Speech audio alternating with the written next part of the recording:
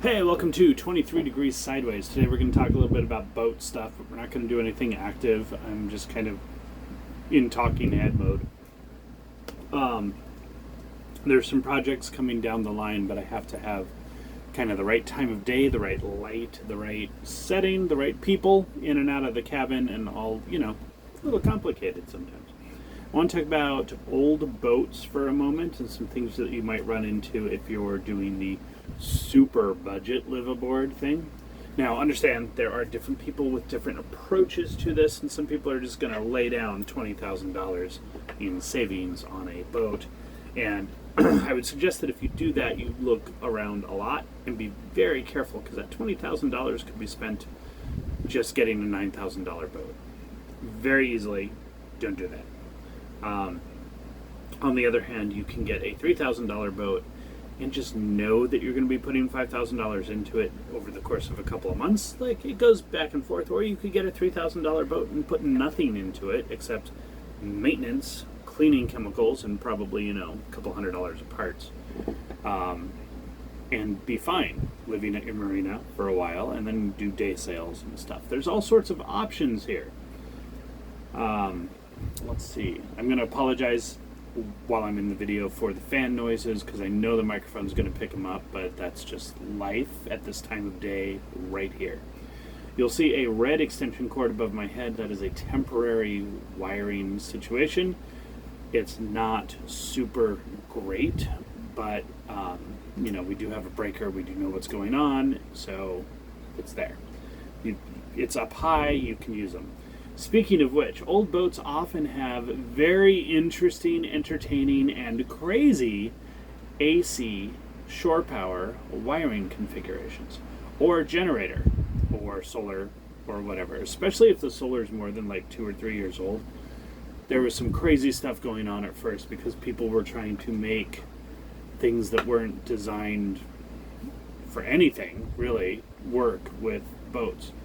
A lot of the old Harbor Freight stuff, it wasn't really designed for anything. It was, a couple of 45-watt panels and a theoretical charger that hopefully wouldn't blow up your lawn mower battery that you were using for a battery bank for your cheap LED flashlight that was lighting up your shop or something. Like, I've done this, but none of this was really good stuff. So when you look at older boats, there's going to be a lot of craziness. And a lot of the craziness is an AC, shore power, 120 volt AC. If you're a Brit, all bets are off, but in America at least, 120 volt AC power. Really crazy, really crazy. Boats in the 70s were often made with no breakers at all. You relied on the shore power breaker for everything, and that's interesting. It's a pretty high amperage breaker. Those are usually 30 amp breakers, sometimes 50 amp breakers. Sometimes they're 50 amp breakers on 30 amp circuits. You never know what's going on shore. Reverse polarity, there's grounding issues, there's all sorts of stuff. So I'm going to say, here's the basic, simple way to do it. It is expensive. AC wiring for boats is expensive. There's no real getting around that. The theoretical getting around that, and I can't recommend this, but people do it all the time, is to use some decent quality, smaller shore AC stuff, breakers, grounding panels, little breaker panels, and such, and just paint them, put them in. I've seen this on workboats, and it works just fine. It's not recommended by the ABYC or anything, but I've seen plenty of it, and breakers are at least breakers, and ground fault protection is actually a really big deal. You can get ground fault protection on regular commercial stuff. You don't have to buy something that's special, boat special, and reverse polarity is something you can sense with a meter anytime. It's a little add-on they put onto the boxes on marine panels, and it's like, woo, we're charging you $300 for a panel that holds 4 breakers, and we have a little light that says polarity is reversed. You can tell that with your meter in about 30 seconds, and it's not going to change in the marina until you leave and go to a different marina. So it's not really that big a deal, right? If you're on a budget, look, any breaker, any ground fault protection is better than none. You do need to educate yourself a little bit on understanding how that works and follow some guides. They're very simple guides everywhere. You know, you have to have the ground path right. That's the main safety thing, is just having the ground path right. You need to have breakers. You need to have a couple of breakers. Probably a master breaker. If it's common boat, normal, whatever, that's going to be 30 amp. I would suggest having a couple of 15 amp breakers if you're doing anything at all. Actually, if you're running outlets, then you have your 30 amp master breaker, and you have a 15 amp breaker for your 3 outlets that run on the port side of your vessel. Totally fine. Basic system. But you want that 15 amp breaker. If you're pulling more than 15 amps through the outlets, then you should probably pull 2 circuits. You know, if you're pulling 30 amps, then you're going to be needing 25 amps, whatever. If you're pulling high amperage, you're going to need thicker wire, but you still want a separate breaker, because that 30 amp main is your 30 amp main, and it's going to handle all sorts of weird stuff. Number 2, speaking of the extension cord above my head, all the AC wiring needs to be as high as possible on your vessel. Not running through the bilge. I don't care how shielded the cable is. Nothing goes near the water. As high as possible. That might mean that it runs inside cabinets right under your deck or your liner or whatever. It might go in the liner. Who knows? That's up to you. But as high as possible. Preferably at least above the height of your settees, your couches, your V-berth and stuff. You want it up. Ideally right up against your deck or your cabin house roof even. Like just as high as possible. I will suggest that for the ultimate hacker who's on a budget, doing a separate AC system off of your inverter is a better idea than trying to buy all of the expensive switching and control modules to have your AC power automatically switch between shore, generator, and solar inverter, solar charged inverter, and everything. Just how much AC are you using? This is the really big problem. Okay. If you're using a power strip, single power strip, for a laptop and a couple of chargers, no big deal. You know, you run a circuit from the inverter, run a circuit from your shore power, you're good to go. If your shore power also includes bigger stuff that you don't normally run, like an air conditioner or something that you're never going to use when you're at anchor, then again, having the inverter as a separate thing for smaller systems is great. Just run it completely separately. All the ground is going to tie together. Your boat is a single ground, but you know, you can just run the powers totally separate little breaker. If your inverter's small, your master breaker might only be 20 amps, right? All cool. I like the separate system because then I don't have to deal with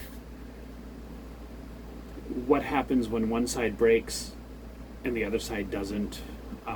It's redundancy. It's not that much. It's going to be an extra $20 in wire and an extra $20 for a couple of outlets that have ground fault protection. And that's it. That's what I would do. I don't think the space is ever such a consideration that you can't put the extra outlet in if you're putting an inverter in. And this is a completely nonsense, anti-ABYC, ridiculous suggestion, but there it is. In a similar vein, I would prefer to have my engine's 12 volt completely isolated from my house 12 volt. That's not how this boat is wired. This boat has a nice Perco switch that has, you know, bank 1, bank 2, both banks, and you can turn your 12 volts so that your 12 volt uses your start battery for your house power or whatever. And then of course that also means that the charger, your charging unit, feeds back into whatever is switched on. And it's okay. In terms of design philosophy, I prefer a difference. I prefer to have the engine completely isolated from the house, and that's just that comes from me doing a lot of stuff with RVs, living in a yurt on a mountain, and just various other alternative power systems. And I vastly prefer to have independent systems be independent. Now, if you need to jump off of your house system to start your battery or to start your engine because your start battery died, that's fine. That you can do that. You can jump it over. You can use a couple fat cables, or you can use jumper cables, or you can just have that Perco switch in there and just not use it when you're charging. Totally up to you. Totally different situation. It's just something. I would prefer to have a solar system with a solar controller and an inverter and the charge controller and the battery bank, and then all of my 12-volt systems run independently of the engine. Now, the engine alternator output, if you've got a good charge controller, can be part of that input. Like, if you're using one of Emily and Clark's bank managers, then it doesn't care where it gets power from. So you can just have power coming from anywhere. You can switch that on and off with any sort of switch you want. And that's great. I think some of the Victrons will handle all of that very well, but you don't want your alternator going directly to your house batteries anyway, because that's just, you need more charge control than that with modern battery systems. You want to know when you're desulfating, you want to know when you're floating, you want to know with lithium when to stop charging, all sorts of stuff like that. So that's that.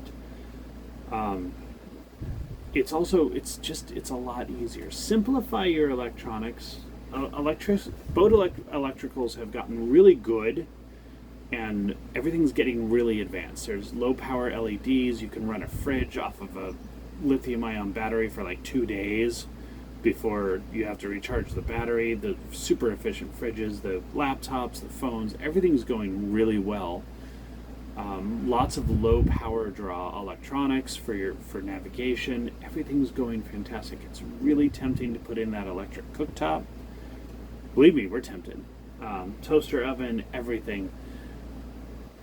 Nonetheless, what you want to do is you want to keep it as simple as possible. You don't want a whole bunch of extra wires and extra connections, because they're going to fail. Everything fails eventually on a boat, and electrical failures suck. So you want to keep the circuit path as simple as possible. Most of the big power draws that you see, aside from air conditioning and possibly laundry, although why electric laundry? Different topic, different video, different day. I'll show you some hacks. But a lot of your big electrical draws are going to be galley related, like electric cooktops, toaster ovens, coffee makers, and refrigeration.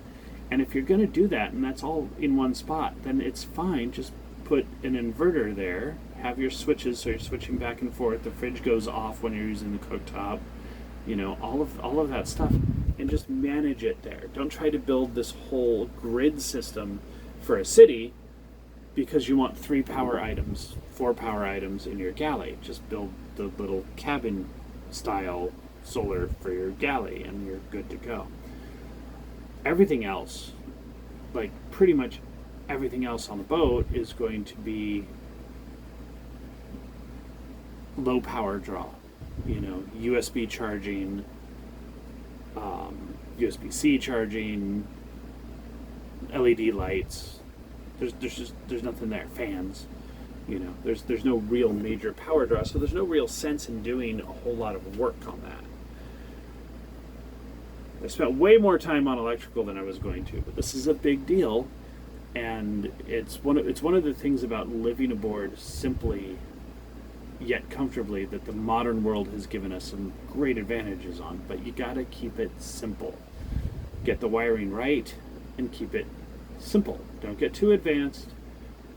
Man, I see powerboat stuff with messes of wires, and no, don't do it. Trash. Take your trash out every day. Just do it, right? That's not a big deal. Pick up your trash. Keep your trash manageable. Don't let it sit. Don't let it get onto the counter. This is a really big deal. This is a safety issue. Like empty beer cans in your cockpit when you're actively sailing will wrap up in your lines, and then you get stuck. Excuse me. So pick up your trash. Be attentive to your trash. It's just a boat thing. You have to do it. You don't have enough space to leave the wrapper on the floor for a day. So don't. Use your systems. Use your systems. Use your systems. Whatever your systems are, the lights, the radio, the engine, the foot pump for the sink, whatever your systems are, use the systems. Don't let things sit. If you don't want to trust your water tanks and your water lines, that's fine. That's up to you. Using them will clean them out pretty well, and there's really no big issues after that. After you've used them a certain number of times, certain amount of time. So use it. Even if you're just running pumping the water through to rinse out the sink with nothing in it and you're not doing anything with it, use it. Get that tank to fill and empty, whatever your water tank is, every week, every 2 weeks, depends on size. Use it. Really, you want to use it. Same with engines, but the 5-minute engine start will kill your engine. You really want to run it under load, but at the very least, let it warm up to temp fully. Run it through the forward and the reverse lightly. You got to use it. You got to check your lights, your mast lights. You got to run the lines. If you raise the sail in the slip, do it at like 4 o'clock in the morning when there's no wind. Whatever. Raise the sail a couple times a week. Do the shippy stuff. And this is especially a note for liveaboards who don't go places. Do the shippy stuff, and your boat continues to be shippy, and it's a better quality of life than letting it become a rundown, moldy, leaky trailer. Because you don't want a rundown, moldy, leaky trailer. You want a boat. You're living on a boat. Even if it's not because it's your best choice and you wish you had a 5,000 square foot house or whatever is in your wish land, treat the boat like a boat.